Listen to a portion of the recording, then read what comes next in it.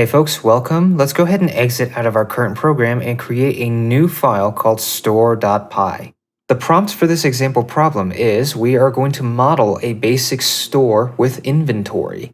Write a console program that allows users to check out. You know what? Actually, I changed my mind. Instead of a regular store, let's do a library catalog instead. It's more specific. Let me go and adjust this real quick. Okay, we're modeling a basic library with inventory. Write a console program that checks out books. So to start with, again, I want you to get into the habit of doing this. We're going to first write our main function, right? So we're going to do the check if dunder name is equal to dunder main in quotes, then we execute this code. Now, you may remember from one of your very first challenges, the directory program you wrote for that charity. We want this program to run indefinitely because it's probably going to be sitting on a console in a computer when people come into the library. Like a good user program, we want to prompt them for input, right? So let's go ahead and ask them, what would you like to do? And we're going to give our users a couple different options here, and one of them is going to be to rent. And you know what? It actually makes sense to tell them what their options are before we ask them to choose, right? So above our input here, let's go ahead and just print rent, comma, return, comma, exit. And this is going to be the options for them. Moving on, after they input the command, we need to check exactly what the command was, right? So if command is equal to rent, then we do actions related to renting the book out to them. Now, if a person wants to rent or borrow books, it naturally follows that we need to show them what books are available, right? So let's go ahead and make a function call here. We're going to do get underscore catalog. Remember the parentheses for function calls. And then up above the main function here, let's go ahead and define a get catalog function. However, we're not going to dive immediately into writing it yet. So remember, we can't have empty declarations of statements or functions. Go ahead and write pass here for now. Actually, instead of pass, let's go ahead and just print not implemented. That's easier. Now, after we show them what books are available, we need to get their input on which of those books they want to borrow, right? So we're going to ask them for more input. Book is equal to input which book, and what I'm going to do in order to make this program more readable is I'm just going to add some spaces or indentations in front of the prompt. This way, for each layer inside the commands that they go, we get more indentation, and you'll see exactly what I mean in a little bit here when we execute our program. Of course, in order to track which books are being rented out, we need a library catalog, right? And that's where our dictionary comes in. Above the function definition here, let's go ahead and create a dictionary that's empty called catalog. And now, after we ask them what book they wanted to check out, we attempt to fetch it from the catalog. Available is equal to catalog.get book. After we fetch it from the catalog, we now have to check. If available, catalog of book minus equals 1. We decrement the number of this book by 1 inside our catalog, and then we print out a confirmation message, checking out book, which is the title that they input. Else, print book not available. Now, let's observe the behavior of this program. I'm going to write my changes, and then I'm going to execute this program. Python 3, store.py, rent, return, exit. What would you like to do? I'd like to rent. Not implemented, that's okay, that's expected. Which book? Doesn't really matter, type anything you want. I'm going to type Grapes of Wrath. Book not available. And this is why we used catalog.get. If you remember a couple videos ago when we were first teaching you about dictionaries, you remember when we tried to access a key that didn't exist using the square bracket notation, right? It threw an error. So if we had done that here, our program would have crashed. If you look up documentation on the dictionary.get method for Python, it will tell you if the key doesn't exist, it returns none. And this leads me to another concept I'd like to teach you. Actually, another couple of concepts. First, there's another type, none. The none type in Python is basically a special type that represents nothing. It represents a null value. The other thing that I'd like to teach you about is a concept called truthiness. You see, when we first taught you about if-else statements, you learned that these conditions had to either be or evaluate to true or false. Well, I kind of lied. In actuality, the if-else statement can actually handle other variable types in the condition, but depending on what the value of those variable types are, they'll behave differently. For example, with numbers, 0 behaves like false, and anything that's non-zero behaves like true. With strings, any string behaves like true, but an empty string behaves like false. And so applying the concept of truthiness to our current situation, a none value in the if condition behaves like false, and that's why we printed book not available. Let's go ahead and Control-C, abort the program, and then move back to our code here. And now, let's go ahead and handle the other options or commands here real quick. So else if the command is equal to exit, we're just going to break out of the loop, and then the program will end because there's nothing else after the while loop. Let's add a nice touch here. We'll say thank you for coming today just before they exit. And now let's handle the condition where no valid command is input. If they input a bunch of gibberish, if nothing matches, then it just executes else, right? So inside our else block here, we can just say invalid command.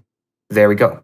Okay, let's go ahead and write these changes and test our program really quick here. What would you like to do? Rent, not implemented, that's okay. Which book? Blah, book not available. Good. Rent, return, exit, what would you like to do? Blah, blah, blah, blah. Invalid command. Good. What would you like to do? Exit. Thank you for coming today. Very good. So that does what we expected to do, but you see here how I didn't indent these commands inward? It's a little harder to follow and a little harder to read, right? And that's why I add these spaces in front of the prompts depending on the level. It tells the user exactly which response pertains to which input. Sweet. Let's go ahead and test the use case where we do have books inside our catalog. Let's go back up to our catalog declaration here, and we can manually add entries in here. Your entries can be whatever you want them to be. I'm going to say we have 5 copies of The Grapes of Wrath in our library, 3 copies of The Art of War, and 2 copies of Twilight. Why the heck not?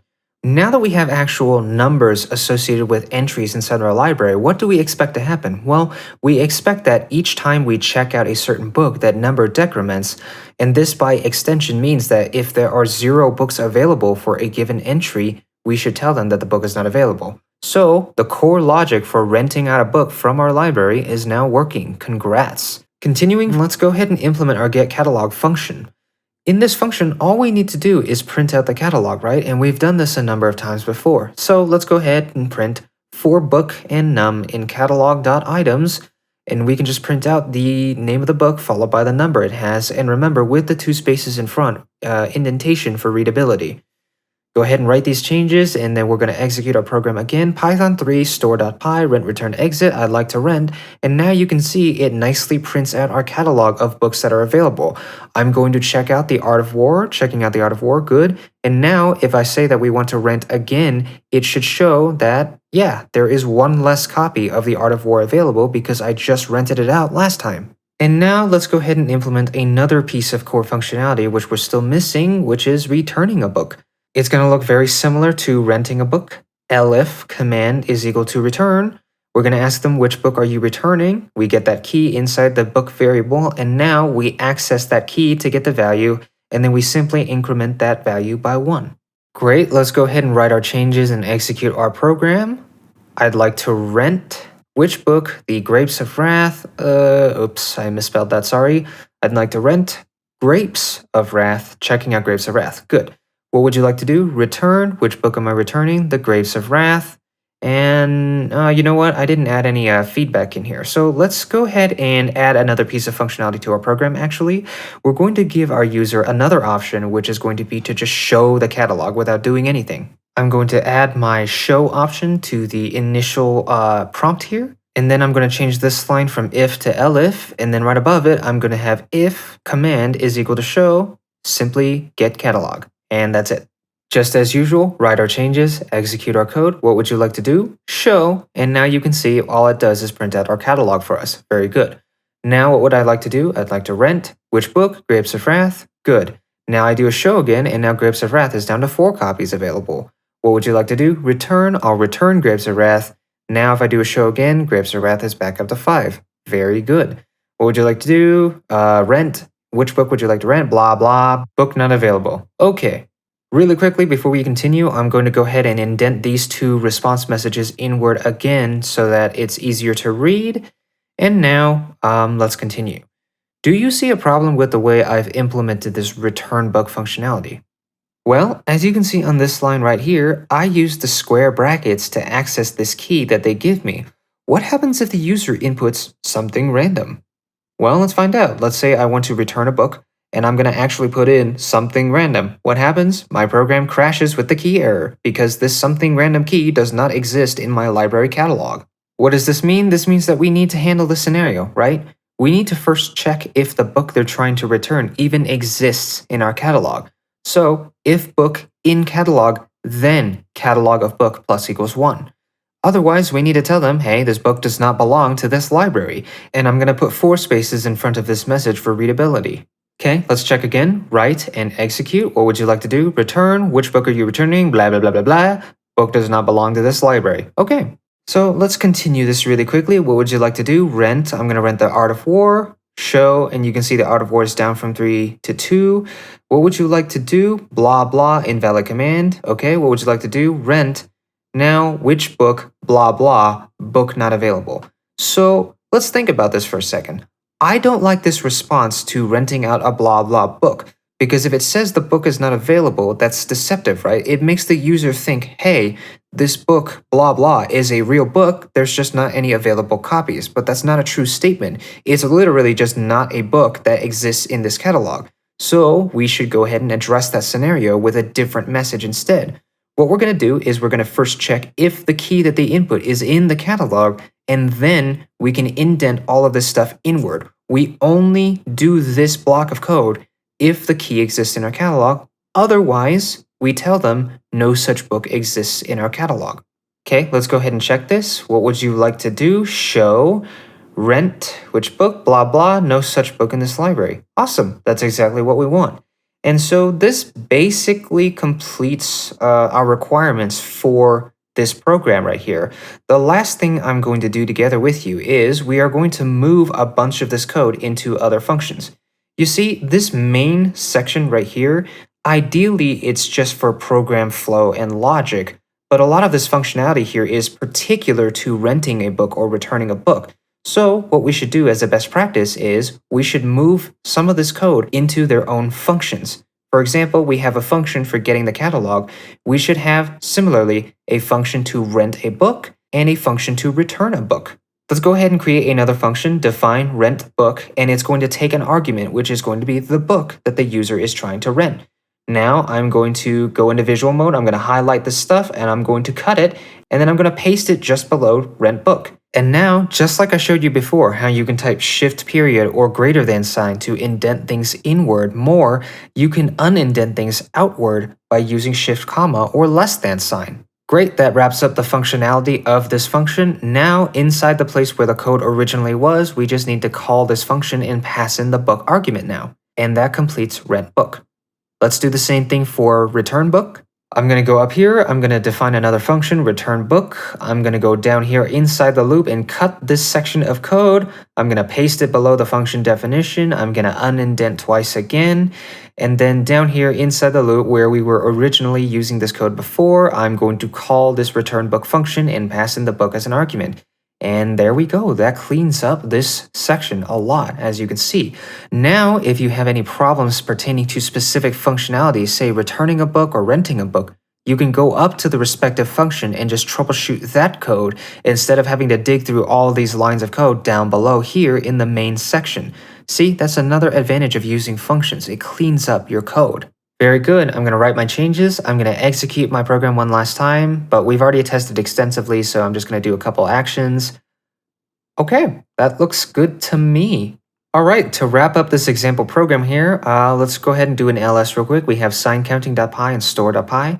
You know, that's a little confusing. Let me teach you another bash command here, move or mv. If I do move store.py space library.py, what this does is it renames the file or it moves it from store.py to library.py. All right, folks, great work. This wraps up another example problem. Notice how you're gradually working your way up to more complicated, more complex programs. We know that a real library catalog program has more functionality and handles way more complex transactions, right? But that's okay, you'll get there eventually. What's important is that you're getting better and more comfortable with the fundamentals of programming and that you've implemented the core logic behind one of these said programs. You're getting there. Don't worry, be patient. And now, before you move on to your next programming challenge, we need to go over a concept with you, which is dependency management with pipenv. See you in the next lesson.